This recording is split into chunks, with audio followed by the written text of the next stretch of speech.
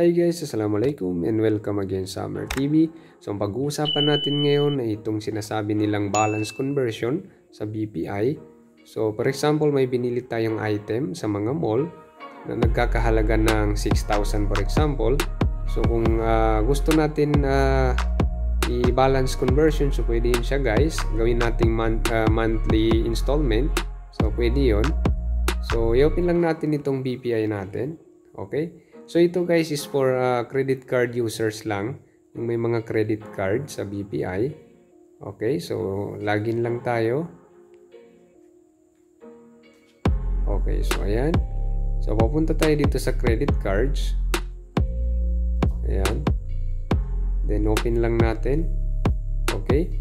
So as you can see, meron akong outstanding balance na 6,130.60 pesos. So yan yung babayaran ko next month. Okay, so this is sample only guys. So for example, hindi natin siya kayang bayaran ng buo, yung 6,130. Okay, so ngayon pwede natin siya i-balance conversion para hindi tayo mahirapan. So ang gagawin natin, as you can see dito sa ibaba, okay, so sa baba ng pay card, pay bills, my statements, credit to cash, and balance conversion. Okay, so ito yung balance conversion guys. So yung outstanding balance natin, so i-convert natin siya sa monthly installment para hindi tayo mahirapan.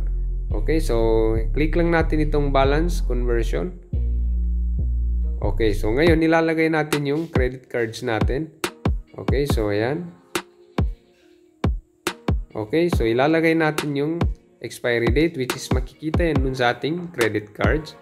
So tatakpan lang natin guys kasi sensitive ito masyado. Okay, so ayan na. So ang ilalagay lang natin is yung month and year ng expiration date ng ating credit card. Okay, so continue lang natin. Okay, so credit card has been validated. Okay, so ayan, total requested amount 6,130.60 pesos. So ngayon, for how long? So isi-select natin kung ilang months. So kung 60 months, so ang magiging monthly payment natin, so 144.48 pesos. Okay, so medyo maliit na yan siya guys.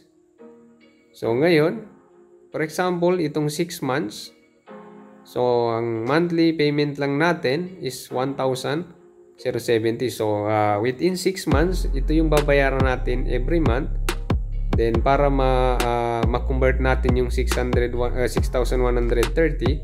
so imbis na 6,130 yung ibabayad natin next month, so pag na-convert natin siya sa balance conversion, so ang babayaran lang natin is 1,070.20 pesos.